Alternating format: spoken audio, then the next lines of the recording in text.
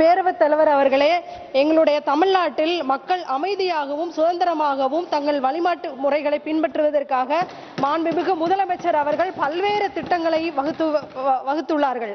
அதன்படிதான் இன்றைக்கும் நடந்து கொண்டிருக்கிறது.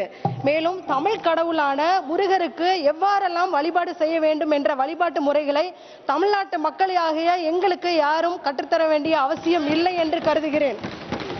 தமிழ்நாட்டில் அனைத்து தரப்பு மக்களும் ஒற்றுமையுடன் இணக்கமாக இருந்து கொண்டிருக்கிறார்கள். இந்த அமைதியான சூழ்நிலையில் சில மதவாத சக்திகள் மதத்தின் பெயரால் பொய்யான தகவல்களை பரப்பி மக்களை பிரித்து அமைதி பூங்காவாக விளங்கிக் கொண்டிருக்கிற எங்கள் தமிழ்நாட்டில் கலவர பூமியாக மாற்ற முயற்சித்துக் கொண்டிருக்கிறார்கள்.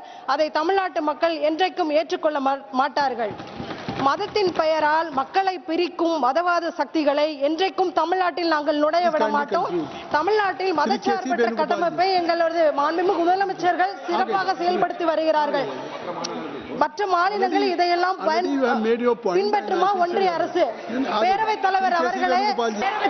தலைவர் அவர்களே, திருப்பரங்குன்றத்தில் முருகர் சிரித்தால் திருத்தணியில் மட்டுமல்ல இந்த டெல்லியிலும் எதிரொலிக்கும் என்பதை நாங்கள் ஆணித்தரமாக கூறிக்கொள்கிறோம். மதவாத சக்திகளுக்கு எதிராக தமிழ்நாடு போராடும், தமிழ்நாடு வெல்லும். நன்றி.